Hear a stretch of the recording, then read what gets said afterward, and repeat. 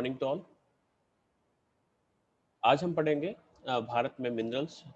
ये आपके unit number second रहेगा। यूनिट नंबर सेकंड की जो स्टार्टिंग है वो आज से हो रही है और यहाँ पर हम विभिन्न प्रकार के जो मिनरल्स है उसको डिस्कस करने वाले हैं। सबसे पहले हम देखेंगे मिनरल्स किसे कहते हैं और संसाधन क्या होता है। जैसे कि इसके लिए एक वर्ड यूज लिया जाता है, मिनरल रिसोर्सेज। रिसोर्सेज का अर्थ पहले हम समझ लेते हैं कि रिसोर्सेज क्या होते हैं। देखिएगा, संसाधन शब्द एक अपने आप में बहुत एक बड़ा शब्द है और उसका अर्थ होता है कि वह वस्तु जिसकी कोई उपयोगिता है, यानी जो यूजफुलनेस है या हमारी आवश्यकताओं की पूर्ति, हमारी जो नीड्स है वो इससे कंप्लीट होती है, तो उसे हम रिसोर्सेज के नाम से जानते हैं। यानी कोई भी पदार्थ जो इस पृथ्वी पर पड़ा है, चाहे धूल है, मिट्टी है या कोई भी पदार्थ है, वो रिसोर्सेज तब तक नहीं कहलाएगा तब तक जब तक कि मनुष्य ने उसका यूज करना स्टार्ट नहीं किया। तो कोई भी पदार्थ एक्चुअल में रिसोर्सेज नहीं होता है, रिसोर्स बनता है। अब वो रिसोर्स कैसे बनता है? जब ह्यूमन जो है उसका यूज स्टार्ट करता है। उदाहरण के तौर पर हम देख सकते हैं कि मान लीजिए कि कोई ऐसा मटेरियल है जो हमें मिलता है और हम उसके बारे में ज्ञान नहीं रखते हैं, हमें नहीं पता है कि वो हमारे लिए क्या काम आएगा। एक छोटा सा उदाहरण देख लेते हैं। हमारे जो बाल हैं, आज काफ़ी डिमांड है। इससे पहले उसकी कोई डिमांड नहीं थी। आज 3,000 से 4,000 रुपये, लगभग 8,000 रुपये किलो तक के उसके भाव हो गए। तो उसकी यूज जब स्टार्ट हुआ तो वो एक एज ए रिसोर्स कहलाने लगा। तो एक जिमरलैंड नाम के व्यक्ति हैं, उन्होंने इस प्रकार का एक वक्तव्य कहा है कि संसाधन होते नहीं है, संसाधन बनते हैं। यानी कोई भी पदार्थ संसाधन नहीं होता है, जब मनुष्य उसको स्टार्ट करता है, यूज स्टार्ट करता है, तब वो रिसोर्सेज कहलाता है। अब रिसोर्सेज की बात करते हैं कि रिसोर्सेज या खनिज संसाधन की बात करते हैं। अब खनिज यानी मिनरल्स जो खान से निकाले जाते हैं तो नेचुरली बनते हैं और उनकी खुद की कुछ भौतिक विशेषताएं होती है, उनकी एक बनावट होती है, उसके कुछ रासायनिक गुण होता है, उसके अंदर फ्लेक्सिबिलिटी होती है, उसमें आघात वर्तनी, यानी उसको अगर पीटते हैं तो वह फैल भी सकता है, उसको पीटने पर वह टूट भी सकता है। यानी संसाधन जो है या खनिज होने के लिए कोई टर्म ऐसी नहीं है कि लोहा खनिज है और जो मुल्तानी मिट्टी है वो खनिज नहीं है, या फिर जिप्सम जो है वो खनिज नहीं है, कि जिप्सम एक पाउडर के रूप में है, एक पत्थर के रूप में। तो पत्थर भी खनिज पदार्थ है और जो आयरन है वो भी खनिज पदार्थ है। तो इस प्रकार से हम इसको डिस्कस करते हैं कि खनिज एक प्रकार का फिजिकल मटेरियल होता है जिसे जमीन के अंदर हम खुदाई करके प्राप्त करते हैं। कुछ खनिजों के नाम जैसे कि लोहा, कोयला, बॉक्साइट, सॉल्ट, ब्रॉन्ज, डोलोमाइट या लाइमस्टोन, ये सारे खनिज शब्द खनिज से बना है और इसका अर्थ होता है जिसे खोद कर निकाला जाता है या जिसे खान में से निकाला जाता है। तो इस प्रकार से हम कह सकते हैं कि खनिज ऐसे पदार्थ है जिन्हें हम खदान में से खोद कर निकालते हैं, वो सारे के सारे खनिज कहलाते हैं। अब खनिज जो है एक पदार्थ की श्रेणी के अंतर्गत आता है, पदार्थ की श्रेणी के अंतर्गत आता है और पदार्थ की कुछ विशेषताएं होती है जो कठोर होता है और उसके अंदर क्रिस्टल्स यानी उसके अंदर रवे देखने को मिलते हैं, और कुछ परिभाषाएं भी कहते हैं कि जो क्रिस्टल के अनुसार होता है और भौगोलिक परिस्थितियों के परिणाम स्वरूप खान से बनता है, यानी अपने आप बनता है, मनुष्य का कोई योगदान नहीं रहता है, उन्हें हम खनिज कहते हैं। लेकिन जितने भी जो खनिज हैं वह माइन में से प्योरली प्राप्त नहीं होते, और जो प्योरली प्राप्त नहीं होते उसके लिए एक शब्द यूज किया जाता है, जैसे अंग्रेजी में उसके लिए वर्ड यूज किया जाता है और को हम हिंदी में कहते हैं अयस्क। इसके लिए अयस्क, लोहो अयस्क, तांबा अयस्क, तो ये अयस्क क्या होता है इसको समझ लेते हैं। यहाँ पर इसका अर्थ है कि खनिज जो है वह माइन से प्योरली नहीं मिलते हैं, प्योरली नहीं मिलते हैं। जो प्योरली नहीं मिलते हैं उन्हें हम ओर या अयस्क कहते हैं, और शुद्ध रूप में प्राप्त करने के लिए उसे कई प्रकार की केमिकली प्रोसेस से निकलना पड़ता है, और इस केमिकली प्रोसेस के अंदर उसमें से कई ऐसे पदार्थ यानी उसकी खनिजों की धुलाई की जाती है। उस खनिज के यानी जो प्योर जो ओर है, जो पूरा का पूरा ओर है, उस ओर में से हम प्योर मटेरियल को प्राप्त करने के लिए उसके अंदर विभिन्न प्रकार के अपशिष्ट मिट्टी के कारण घुलनशील पदार्थ इतने जितने भी है उन पदार्थों को हम यहाँ पर बाहर निकालते हैं। तो इस प्रकार से ओर होने के लिए यानी ओर सारे मिनरल्स जो हैं वो ओर होते हैं, उन ओर को यानी अयस्क को साफ करके उसमें से जो कचरा है उस कचरे को अलग किया जाता है और उससे प्योर मटेरियल हम प्राप्त करते हैं। तो इस प्रकार से हम ओर है तो होते हैं, उस ओर को हम प्योर मिनरल के अंतर्गत कन्वर्ट करते हैं। तो इस प्रकार से हमें एक शुद्ध मटेरियल प्राप्त होता है जो कि हमारे खनिज के रूप में जाना जाता है, यानी जिसे हम खनिज कह सकते हैं। अब आगे बढ़ते हैं कि खनिज कितने प्रकार के होते हैं। तो मुख्य रूप से हम खनिजों को 3 प्रकारों में डिवाइड करते हैं। एक है मेटालिक मिनरल, एक नॉन मेटालिक या सब एटॉमिक मिनरल्स भी कहा जा सकता है, या इसे तीसरा जो रूप है वह है ऊर्जा खनिज, एनर्जी मिनरल्स के नाम से जाना जाता है। यानी धात्विक, अधात्विक तथा ऊर्जा खनिज, ये 3 प्रकार के मिनरल्स होते हैं, मेटालिक, नॉन मेटालिक और एनर्जी मिनरल। अब मेटालिक यानी उसके अंदर मेटल जैसे गुण होते हैं। मेटल गुण का अर्थ होता है कि इसको अगर मेटल्स वाले जितने भी होंगे उनको हम क्या करेंगे, जब भी पीटेंगे या उस पर हम प्रहार करेंगे तो वो फैलेगा, वो फ्लेक्सिबल होगा, यानी उसको हम उसके हम तार बना सकते हैं, यानी टूटेगा नहीं। तो इस प्रकार के जो मिनरल्स होते हैं उनको हम मेटालिक कहते हैं। अब मेटालिक को भी यहाँ पर 3 भागों में डिवाइड कर लिया गया, एक है लोह और एक हो गया अलोह, यानी फेरियस एंड नॉन फेरियस। अब फेरियस का अर्थ हो गया कि इसके अंदर चुंबकीय गुण पाए जाए, यानी मैग्नेटिक जो इफेक्ट है वो यहां पर देखने को मिलेगा। तो आयरन जो है वो इसमें रखा जा सकता है, निकल, कोबाल्ट और मैंगनीज, ये जो है ये लोह खनिज के अंतर्गत आते हैं। और अलोह यानी उसमें लोहे का कोई गुण नहीं होता, उसके ऊपर आप चुंबक लगवाओगे तो चुंबक काम नहीं करेगी, आकर्षण नहीं रहेगा, जैसे कि तांबा, लीड, टीन, बॉक्साइट, ये अलोह धातु। इसके अलावा कुछ अमूल्य धातु होते हैं जिनमें इस प्रकार से रखा जा सकता है, जैसे कि गोल्ड, सिल्वर और प्लेटिनम। ये प्लेटिनम कहा जाता है कि गोल्ड से भी महंगा है। तो इस प्रकार से जो व्हाइट सोना जिसे कहा जाता है वो प्लेटिनम कहलाता है। प्लेटिनम, सिल्वर और गोल्ड ये प्रेशियस मेटालिक मिनरल, ये है फेरियस मेटालिक मिनरल, यानी लोह धात्विक खनिज, अलोह धात्विक खनिज, मूल्यवान धात्विक खनिज। इसी प्रकार से अधात्विक, जिसके अंतर्गत धातु का गुण नहीं होता, आप उसको पीटोगे तो टूट जाएगा, अभ्रक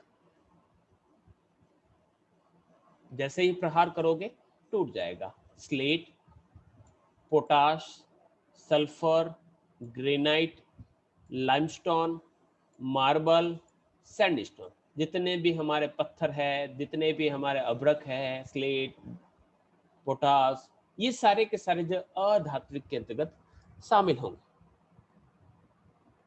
इसी प्रकार से कुछ ऐसे मिनरल्स होते हैं जो हमें एनर्जी प्रोवाइड करते हैं, और एनर्जी प्रोवाइड करने वाले जिसके अंदर कोयला है, पेट्रोलियम है और प्राकृतिक गैस है, ये सारे के सारे एनर्जी मिनरल के अंतर्गत गिने जाते हैं। यानी हम मिनरल्स को 3 भागों में डिवाइड कर सकते हैं। मिनरल्स मेटालिक हो सकते हैं, नॉन मेटालिक हो सकते हैं, और ऊर्जा मिनरल्स या संसाधन हो सकते हैं। मेटालिक का भी सब डिवीजन करना है तो इस प्रकार से करते हैं।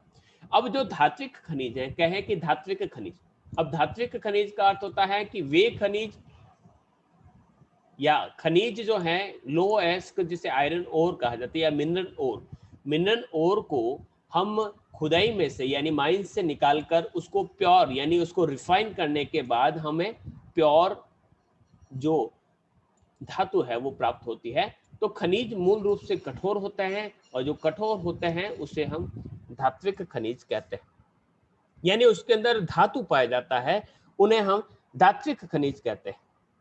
खानों में से निकालने पर इसमें बहुत सारी इम्प्योरिटीज पाई जाती हैं। इन इम्प्योरिटीज को हम रिफाइन करते हैं, और रिफाइन करने के बाद हमें मैन प्योर मटेरियल प्राप्त होता है। और जितने भी जो धात्विक खनिज होते हैं वे टेम्परेचर यानी तापमान तथा विद्युत के सुचालक होते हैं, यानी एनर्जी का जो फ्लो है इसमें आसानी से हो सकता है। और इनको भी अगर हम डिवाइड करना चाहें तो हम इनको 3 भागों में, पिछली जो स्लाइड है उसमें डिवाइड किया था कि ये फेरियस खनिज हो सकते हैं जिसके अंदर लोहे का अंश होता है, जैसे कि लोहा, मैग्नीज, निकल और कोबाल्ट। इसी प्रकार से अलोह खनिज यानी नॉन फेरिस, वे खनिज जिसमें लोहे का अंश नहीं होता है, अलोह खनिज कहलाते हैं, जैसे कि तांबा, जस्ता, बॉक्साइट। तार इसके तांबे के भी होते हैं, लेकिन तांबे के तार के अगर आप चुंबक को चिपकाना चाहे तो उसके अंदर नहीं चिपकेगा, क्योंकि उसके अंदर चुंबकीय आकर्षण का अभाव रहता है। इसके अलावा तीसरा जो है वो बहुमूल्य खनिज, जिसमें सोना, चांदी और प्लेटिनम को रखा जाता है। तो इस प्रकार से ये होते हैं मेटालिक। फिर जिन खनिज अयस्कों को खुदाई में से निकालने के बाद, शुद्ध करने के बाद, जब हम इम्प्योरिटीज को क्लियर करेंगे और जो अधातु प्राप्त होगी तो उससे हम अधात्विक कहेंगे। या सिंपल शब्दों में हम कहें तो हम इस प्रकार से कह सकते हैं कि जो अधात्विक होते हैं इसमें इम्प्योरिटीज बहुत कम देखने को मिलती है और इनको रिफाइन करने की आवश्यकता नहीं रहती है। ये ताप और विद्युत के कुचालक होते हैं, यानी अगर आप उसको गर्म करेंगे तो ज्यादा प्रभाव नहीं रहेगा। इलेक्ट्रिसिटी का अगर फ्लो करेंगे तो उसके अंदर इलेक्ट्रिसिटी का फ्लो नहीं होगा, जैसे कि मीका, अब्रक, टेम्परेचर का कोई प्रभाव नहीं, और एनर्जी का फ्लो, इलेक्ट्रिसिटी का फ्लो इसमें नहीं किया जा सकता। ग्रेनाइट का पत्थर, सल्फर, पोटास और नमक, ये सारे के सारे अधात्विक खनिज कहलाएंगे। और वे खनिज जिनसे हमें एनर्जी प्राप्त होती है उन्हें हम ऊर्जा खनिज कहते हैं, जैसे कि कोयला, पेट्रोलियम, नेचुरल गैस, ये सारे के सारे इसके अंदर शामिल किए जाते हैं। इसके साथ साथ भी जो एटॉमिक एनर्जी है वाले जो मिनरल्स हैं वो भी इसके अंदर शामिल किए जाते हैं। तो इस प्रकार से मिनरल्स को हमने 3 भागों में डिवाइड किया। अब हम मिनरल्स की जो रिक्वायरमेंट है उसके आधार पर देखें तो हमारे पास मिनरल्स की तो कमी है ही नहीं, लेकिन ऐसे भी जो है खनिज जो हमारे पास बहुत ज्यादा पाए जाते हैं, यानी which are more than required. तो वो कौन कौन से है? Mica, bauxite, beryllium, silicon, gypsum, sandstone, corundum. Bharat जिनके उत्पादन में आत्मनिर्भर है, दूसरों से इंपोर्ट नहीं करना पड़ता है, तो सैंडस्टोन है, बेराइट है, स्लेट, कोन, क्रोमाइट, लाइमस्टोन, एंडीमनी, डोलोमाइट, फिटकरी, फॉस्फेट, कॉपर, मार्बल। ये जो है ये भारत को कहीं से इंपोर्ट नहीं करने पड़ते। लेकिन जो कम है, minerals that are less than required, वो है पेट्रोलियम, हमें इंपोर्ट करना पड़ता है। गोल्ड, चांदी, सिल्वर, टिन, सीसा, tungsten, mercury, platinum, potash, sulphur, asphalt, ये वो मिनरल्स है जो हमें इंपोर्ट करने पड़ते हैं, और ये वो है जो हमारे पास जितनी नीड है उससे भी हमारे पास एक्स्ट्रा है। अब बात करते हैं कि ये जो मिनरल्स है वो निकाले कहाँ से रहते हैं। तो मिनरल्स को हम बेसिकली समझते हैं कि खान में से निकलता है। खान में से निकलता है इसका मतलब ये हो गया कि जो लैंड एरिया है वहीं पर हमें, यानी जो मैनलैंड है वहीं पर जो पाए जाने वाले रिसोर्सेज है वही आपके रिसोर्सेज कहलाते हैं, ऐसा नहीं होता है। कुछ रिसोर्सेज जो होते हैं वह हमें मरीन डिपॉजिट्स भी उसके देखने को मिलते हैं। मरीन डिपॉजिट्स का अर्थ होगा कि इन मिनरल्स को हम रिसीव करेंगे ओशन फ्लोर से।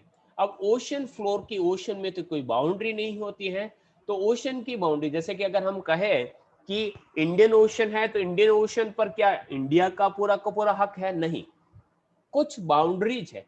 और ये जो बाउंड्रीज है उसको किस प्रकार से तय किया गया है? तो enclose United Nation convention on the law of the sea के बिहाफ पे जिस देश के पास जो समुद्र है उस पर उसका अधिकार दिया गया है, और इस आधार पर 3 प्रकार की ओशन बाउंड्री तय की गई।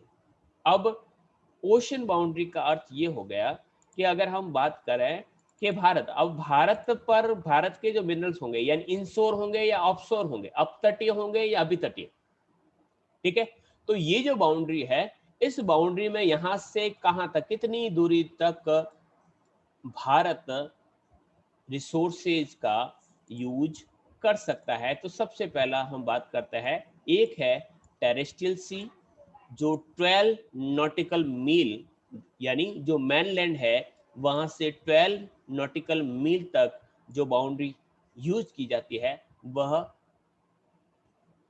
आपके टेरिटोरियल सी कहलाता है। और टेरिटोरियल जो सी है वहां पर कौन कौन से अधिकार है वो नेक्स्ट स्लाइड के अंदर देखेंगे। इसके अलावा 24 माइल्स तक आपके कॉन्टिग्यूज जोन है, और उसके बाद EEZ 200 नॉटिकल माइल्स वाला जो रीजन रहता है वह पूरा इसके अंदर शामिल किया जाता है। अब इसके बाद हम अर्थ लेते हैं कि इसका अर्थ क्या होता है। देखिएगा ये जो हिस्सा है इसे हम महाद्वीपीय मग्न तट कहते हैं, कॉन्टिनेंटल शेल्फ, ये कॉन्टिनेंटल स्लोप, ये है उसके प्लेन्स। तो ये इसका अर्थ क्या होता है? जैसे कि बेस लाइन का अर्थ होता है कि जहां से उसकी बाउंड्री स्टार्ट होती है तो वहां से 12 मील तक, आधार रेखा से 12 मील तक जो क्षेत्र रहता है वह बेस लाइन कहलाता है। बेस लाइन, अब बेस लाइन पर क्या रहता है कि वहां पर वह कंट्री अपना पोर्ट बना सकती है, वहां पर अपनी सेना की मूवमेंट को बना सकती है। इसके बाद क्षेत्रीय सागर जिसे रीजनल सी कहा जाता है, ये जो बाउंड्री होती है ये 24 माइल्स तक होती है। देखिएगा दूसरी वाली जो है यहाँ तक, यहाँ की जो बाउंड्री है यहाँ पर सारे के सारे मिनरल्स निकालने का जो अधिकार होगा वो इस देश को, जैसे कि यहाँ पर अगर इंडिया की बाउंड्री होती है और यहाँ पर कैप कैमोरिन खत्म होता है तो कैप कैमोरिन से लगाकर 12 नॉटिकल माइल का जो जोन रहेगा वो टेरिटोरियल सी कहलाएगा। और टेरिटोरियल सी के अंतर्गत वो अपनी सेना रख सकता है, अपने मिनरल्स रिसोर्सेज का यूज कर सकता है। तो देश किसी भी तरह का कोई भी उपयोग कर सकता है। फिर बंदरगाह भी बना सकता है, वहां पर जो मिलिट्री है उसकी मूवमेंट को भी कर सकता है। फिर आता है रीजनल सी, तो बेस लाइन से लगाकर 24 नॉटिकल मील तक का जो रीजन होता है वहां का जो क्षेत्र है स्वतंत्र रूप से उपयोग करते हैं। इस क्षेत्र के उपयोग ले संबंधित देश से अन्य देश वाले आ सकते हैं, लेकिन यहाँ पर अनुमति लेनी पड़ती है। यानी यहाँ से यहाँ तक की जो दूरी है ये तो पूरा का पूरा यहाँ तक 12 तक तो पूरा इसी देश का रहेगा। ये जो दूरी है इस दूरी तक कोई दूसरा देश आ सकता है, अपनी सेना को ला सकता है, अपने जहाज को ला जा सकता है, कुछ ला सकता है, लेकिन यहाँ पर बेस लाइन से जो जुड़ा हुआ जो देश होगा उससे इसकी अनुमति लेनी होगी। और उसके बाद लास्ट रहता है EEZ, जिसे अनन्य आर्थिक क्षेत्र कहा जाता है। 200 नॉटिकल मील तक का क्षेत्र रहता है। यहाँ पर वह रिसर्च कर सकता है और वह देश रिसर्च भी कर सकता है और वहां पर पाए जाने वाले मिनरल्स का यूज भी कर सकता है। तो इस प्रकार से संसाधनों का जो दोहन होता है वो यहाँ पर हो सकता है। जैसे कि अगर मुंबई हाई की बात करें तो मुंबई हाई जो है वह मुंबई से काफी दूर है। मुंबई से काफी दूर है का अर्थ हो गया कि वह अरेबियन सी में है और अरेबियन सी में जाकर भारत जो है वहां से जो आपके पेट्रोलियम जो खनिज है उसको वो वहां से प्राप्त कर सकता है और वहां पर इस प्रकार का यूज करने के लिए उसको किसी प्रकार की रोक नहीं है। तो इस प्रकार के ये मुंबई जो क्षेत्र है, यानी लगभग मुंबई से 176 किलोमीटर साउथ वेस्ट में ये पूरा का पूरा क्षेत्र है और वहां पर लगभग 2500 किलोमीटर स्क्वायर का जो क्षेत्र है वह अरब सागर में उन्होंने ऑक्यूपाइड मुंबई हाई वालों ने कर रखा है। फिर हम बात करते हैं कि वन बाय वन कुछ अयस्कों की बात करेंगे। अयस्क में सबसे पहले लेते हैं हम लौह अयस्क। लौह क्या होता है सभी जानते हैं, ये चट्टानों के साथ मिश्रित अवस्था में देखने को मिलता है, यानी कई प्रकार की यहाँ पर चट्टानें और उसके साथ थोड़ा बहुत लोहा मिलता है। इम्प्योरिटीज पाई जाती हैं उसमें, चट्टानों के कण, और वहां पर आपको थोड़ी सी ह्यूमिडिटी देखने को मिलती है। उसके बाद इस मिश्रित अवस्था यानी जो ओर प्राप्त होता है उस ओर को हम एक टेम्परेचर पर गर्म करते हैं और पिघलाते हैं और उसके बाद में जो प्योर मटेरियल है उसको अलग करते हैं और इम्प्योरिटीज को हम वहां पर अलग करते हैं। अब आयरन ओर देखिएगा, हम आयरन ओर की बात कर रहे हैं। अब आयरन ओर के उत्पादन में विश्व में चौथा स्थान है। सबसे पहला स्थान जो है चाइना का, फिर ऑस्ट्रेलिया है, फिर ब्राजील है और फिर भारत है। 4th नंबर पर आयरन ओर ये प्रोड्यूस करता है। भारत में बात करें तो 4 प्रकार के लौह अयस्क यानी आयरन ओर की बात करें तो यहाँ पर 4 प्रकार के आयरन ओर देखने को मिलते हैं। तो वो 4 कौन कौन से है, तो मैग्नेटाइट, हेमेटाइट, लिमोटाइट और सीडेराइट, ये 4 प्रकार के हैं। अब मैग्नेटाइट जो होगा जिसके अंतर्गत सबसे बेस्ट होगा, जैसे कि लिख रखा है कि मैग्नेटाइट जो हो वो बेस्ट कैटेगरी का आयरन ओर है, लेकिन भारत में बहुत कम मात्रा में मिलता है। और जहां मिलता है वो राज्य कौन कौन से हैं, तो वहां पर कर्नाटक, तमिलनाडु, केरला और गोवा। मैग्नेटाइट जो है वो कुद्रेमुख नाम का जो माउंटेन है जो कर्नाटक के अंतर्गत है। कुद्रेमुख का अर्थ होता है, वैसे यहाँ पर ये भी थोड़ा सा इंपॉर्टेंट है, ये जो पहाड़ है इस पहाड़ का जो मुख है, कुद्रे का अर्थ होता है घोड़े के समान, घोड़े के मुख के समान जो पर्वत है उसे कुद्रेमुख का कहा जाता है। इसके अलावा केरल का कोझिकोड है और तमिलनाडु के सेलम में देखने को मिलता है। और इस प्रकार के जो आयरन ओर होता है उसके अंदर लोहा यानी जो मेन जो मिनरल है वह 70% इसका जो भाग है वो कर्नाटक के अंदर पाया जाता है। और बात करें यहाँ पर दोनों सेम है कि मैग्नेटाइट लोहे का लगभग 70% जो है वो कर्नाटक में है, तथा यहाँ पर इसके अंदर लगभग जो मेन जो धातु है, जो मिनरल है या जो प्योरिटीज पाई जाती है वो 72% तक पाई जाती है। यानी 72% तक प्योरिटी, यानी यहाँ पर 28% जो है उसके अंदर जो इम्प्योरिटीज निकलेगी और बाकी का जो म्यान जो प्योर मटेरियल है वो आपको यहाँ पर 72 देखने को मिलेगा।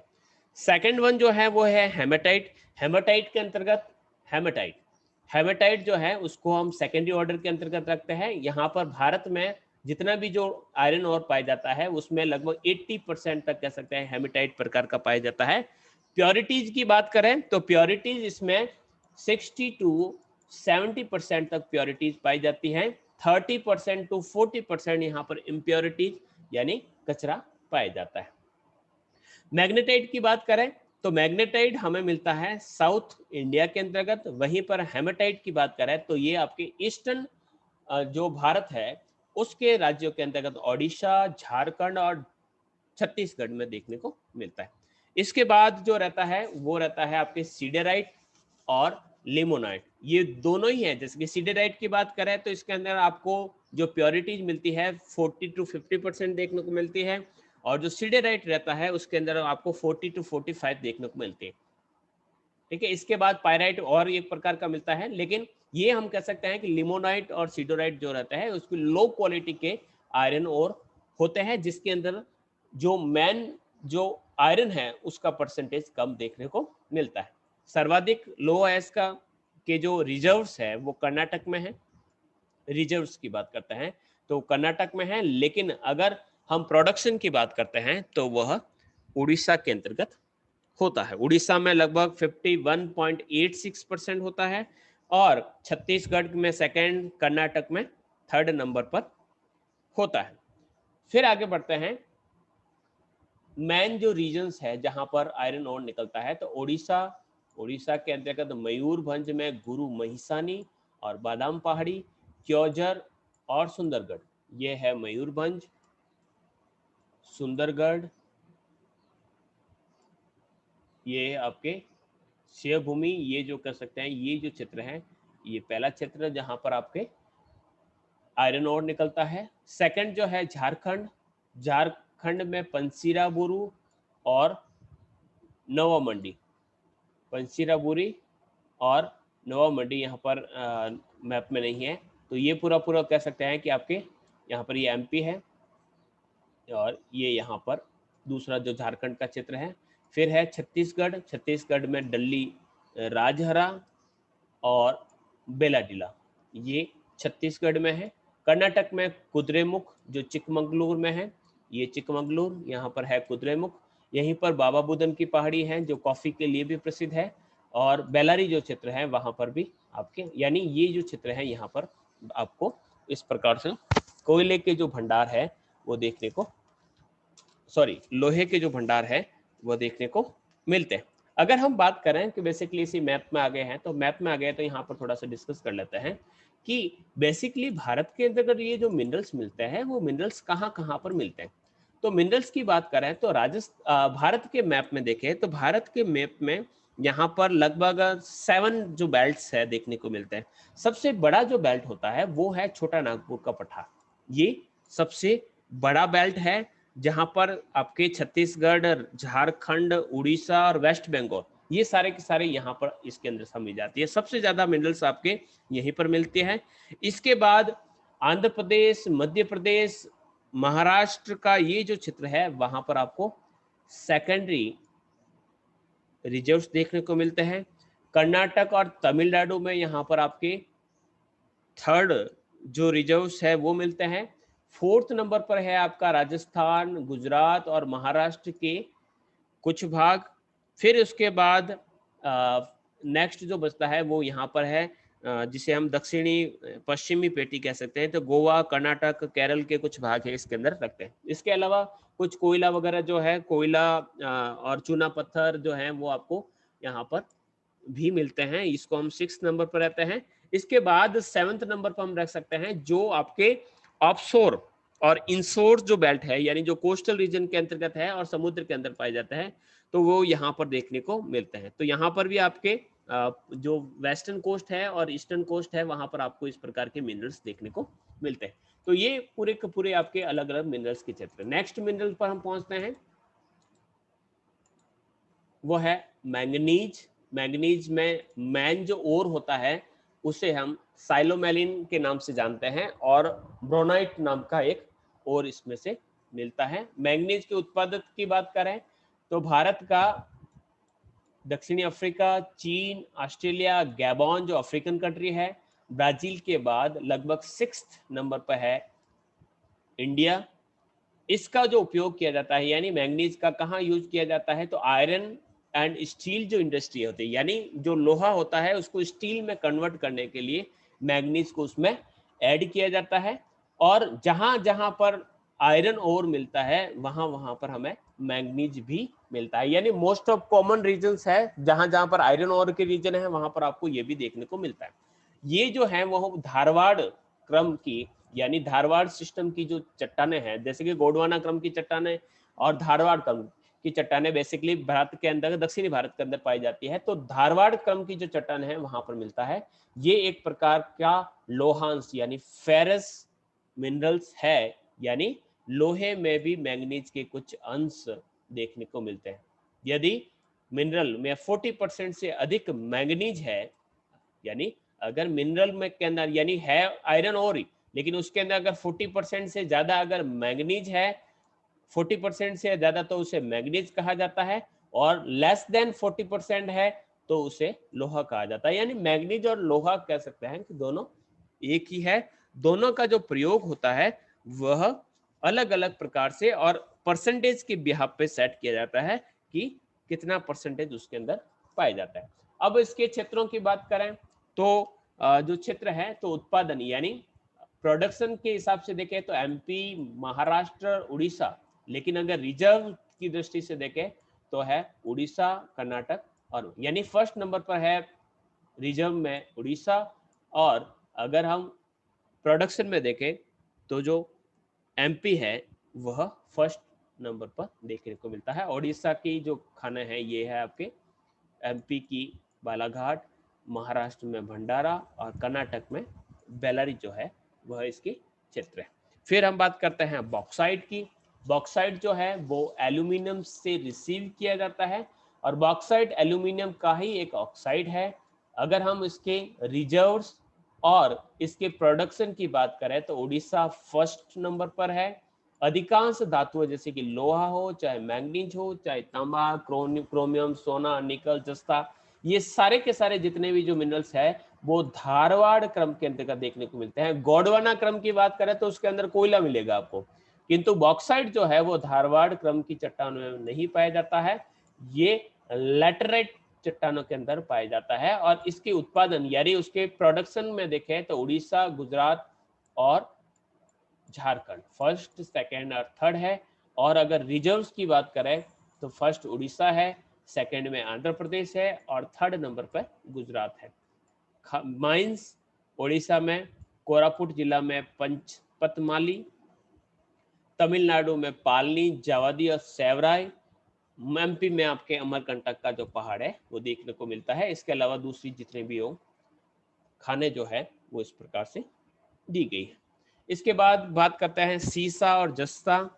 मुख्य इसको जुड़वा खनिज कहा जाता है। जनरल क्यों कहा जाता है कि दोनों साथ साथ मिलते हैं, और किसी भी खान में यानी दोनों साथ साथ मिलते हैं, और दोनों को सीसे को अलग किया जाता है और जस्ते को अलग किया जाता है। रिफाइनरी के अंतर्गत इसको अलग किया जाता है। और इसके उत्पादन की बात करें यानी इसके प्रोडक्शन और रिजर्व्स की बात करते हैं, दोनों में राजस्थान प्रथम स्थान पर है। भारत में लगभग 92% जो जस्ता है, जो ब्रॉन्ज है, उसका जो परसेंटेज का 92% जो है वह उसके रिजर्व्स, और लीड के लगभग 50% जो रिजर्व्स है वो राजस्थान में पाए जाते हैं। भारत में सीसा जस्ता एस्क का सबसे बड़ा उत्पादक राज्य राजस्थान है। उदयपुर में जावर माइंस जो है वो देश की सबसे बड़ी महत्वपूर्ण सीसे जस्ते की खान है। राजस्थान के अगर बात करें तो सीसा जस्ता में आपके रामपुरा आगूचा, जावर माइंस, राजपुरा दरीबा जो भीलवाड़ा में है वो आपके राजसमंद में है। यानी रामपुरा आगूचा जो है वो भीलवाड़ा में है, जावर जो है उदयपुर में है, और राजपुरा जो दरीबा है वो राजसमंद जिले में है। इसके अलावा आंध्र प्रदेश का गुंटूर और उड़ीसा के सुंदरगढ़ जिले में भी इसका उत्पादन होता है। तो इस प्रकार से ये मैन मिनरल्स तो आपके इस प्रकार से पूरे होते हैं।